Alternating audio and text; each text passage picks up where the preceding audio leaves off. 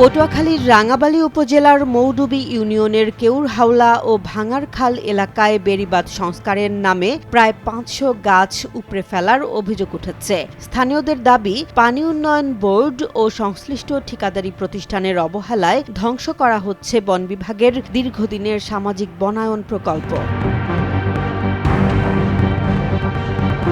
সরেজমিনে দেখা গেছে, রাবনাবাদ নদীর তীর ঘেঁষা বেড়িবাঁধ ও সড়কের পাশে লাগানো মেহগনি, রেইনট্রি ও চাম্বল সহ বিভিন্ন প্রজাতির শত শত গাছ এসকেভেটর দিয়ে উপড়ে ফেলা হয়েছে। অনেক গাছের অংশ ফসলি জমি ও গর্তে ফেলে রাখা হয়েছে। কিছু গাছ স্থানীয়দের নিয়ে যাওয়ার অভিযোগ উঠেছে।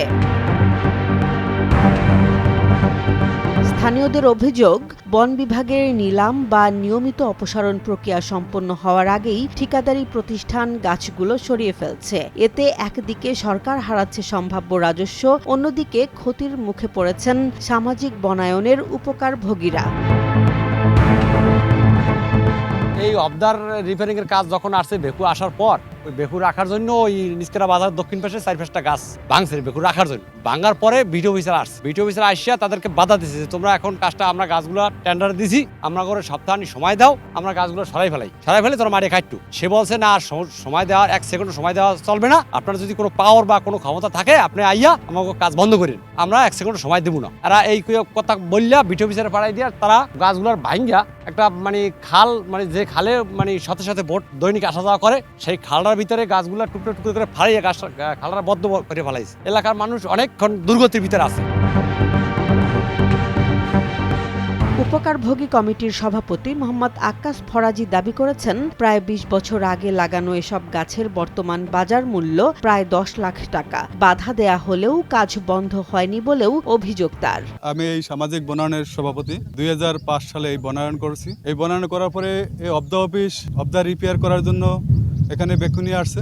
আমরা বারবার বলছি যে আমরা গাছগুলা মার্কিং করছি, আমাদের কাটার কয়েকদিন সময় দেন। তারা সময় না নিয়ে গাছগুলা বেকু দিয়া ভাঙচুর করিয়া জোরপূর্বক বাইরে ফেলে দিছে। এমনকি বেকু দিয়া যে মাটি কাটছে, মাটির গর্তে ফেলাইয়া গাছগুলো সব নষ্ট করে ফেলছে। আমাদের যে উপকারভোগী সদস্যরা ক্ষতির সম্মুখীন হয়েছে এবং যারা এই গাছের ভুক্তভোগী, তারা এলাকার মানুষ, তারাও ভুক্তভোগী, অনেক ক্ষতিগ্রস্ত হয়েছে। কয়েক লক্ষ টাকার গাছ ভাঙচুর করে তারা এই মাটি ফেলাইয়া নষ্ট করে ফেলছে। এ ঘটনায় বন বিভাগ ও পানি উন্নয়ন বোর্ডের বক্তব্যে দেখা গেছে ভিন্নতা। উপজেলা বন কর্মকর্তা মোহাম্মদ আবুল কালাম আজাদ বলছেন, নিলাম প্রক্রিয়া শেষ হওয়ার আগেই গাছ উপড়ে ফেলা হয়েছে, যা নিয়ম বহির্ভূত।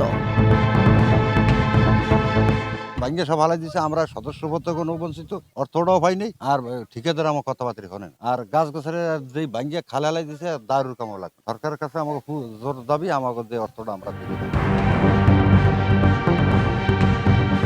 আর পাউবোর নির্বাহী প্রকৌশলী মোহাম্মদ শাহ আলম জানিয়েছেন, ঠিকাদারকে নতুন করে আর কোনো গাছ উপড়ে না ফেলার নির্দেশ দেওয়া হয়েছে। মাটি যায়, আবার অবদা কাটছে, অবদা উড়ে মাটি, হ্যাঁ বাধা দিলে এখন গাছ গাছি ভাঙ্গা ঘুরি ঘুরি করে চলেছে, একটা গাছও নাই।